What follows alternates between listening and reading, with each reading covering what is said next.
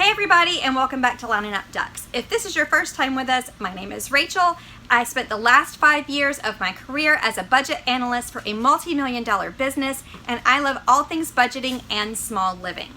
One of the most common questions that I get about our use of a month ahead fund is, how much do you put in it? So since we have a whole new set of bills now that we have moved to tiny living, I thought I would take you through my process of how I figure out exactly how much should be in our month ahead fund. If you haven't seen my What is a Month Ahead Fund video, go ahead and check that out. I really lay it out in a visual format as to how a month ahead fund works and why it's super useful to balance out your budget in your month. Don't forget to like this video and subscribe to our channel. I film videos on all things budgeting as well as doing life differently as a family in today's social media driven world. All right, everybody, so we are going to calculate how much needs to be in our month ahead fund since we have had a drastic change in our expenses.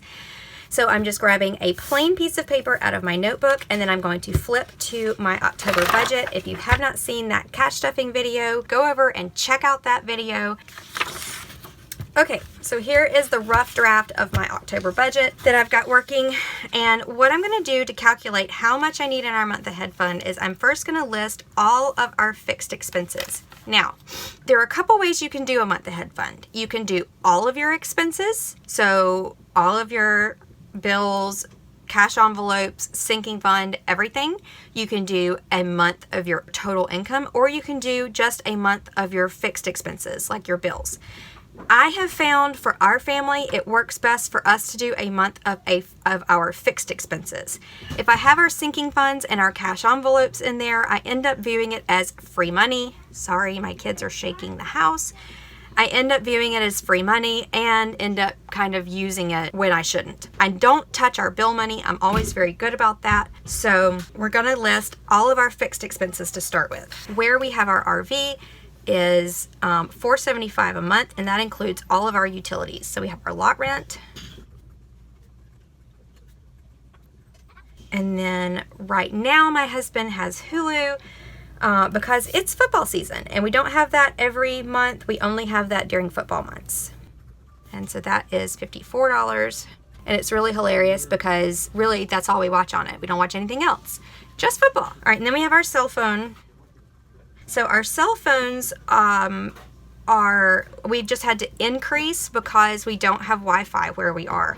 We don't have cable, internet, or anything like that. So we've had to go to unlimited plans and Wi-Fi hotspots. So right now our cell phones are $90 a month. I do not include our gasoline in our month ahead fund. That is kind of a separate account of its own. So we always just put that money in when it goes.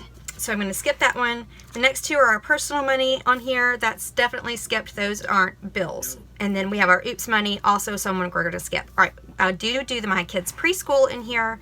So preschool is $410 per month. And then I forgot up here, the girls' school is $640. Our older kids go to private school, and that was a long and very difficult decision to make financially.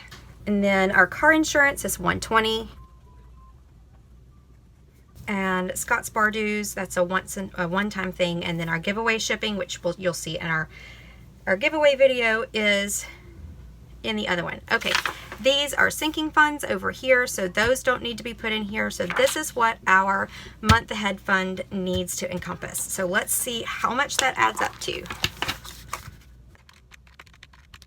Okay, so $17.89 is what our month ahead fund needs to touch every month. And I just want to make sure that number happens in the account every single month. So I'm going to take half of this amount and put it in at the first of the month, and half of this amount and put it in our second paycheck of the month. And then throughout the month, we're going to have bills that come out at different times. So this account just needs to touch this amount and never be at zero. Now, we are going to be putting the girls in some type of activity eventually, and that amount is going to go in here. Our student loan payments are going to start back again. That amount will then be added in here as well. But currently, our month ahead fund only needs to touch this amount per month. Now, your month ahead fund is probably going to look a lot different than this because that's what we've been saving for the last 9 months, and really changing our life drastically is so our fixed expenses could be as low as possible. Now, I know we could make it a lot lower than it is. Right now, these are the expenses that we have. Just to give you an idea of what our monthly head fund looked when we were in our apartment, our rent was $14.25, power was $2.20, water $35, internet $55, Netflix was $12, and then the big girls school and the car insurance and our cell phones. So just those expenses were $25.87. So that was a huge difference.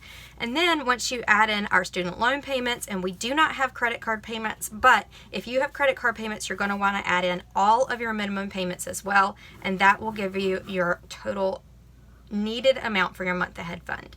And like I said, if you can do your month ahead fund on your total income if you want to have a whole month of income, and you can do it with all of your expenses and your cash envelopes, which would be like your food, your gasoline, things like that. We just choose to do it as bills only because we're more disciplined about not touching bill money than we are about touching more flexible type spending money. All right, everybody, I hope that was helpful to you. That's how we're going to set up our month ahead fund. And basically what that means is I will make sure that my bill pay account touches that balance every single pay period. So it will rotate, it will go higher, it will go lower based off of where we are in the month and whether or not bills have come in, whether or not bills have been taken out versus money gone in. But I have to make sure that my account touches that amount every single month. Thanks so much for watching, everybody, and I'll see you next time.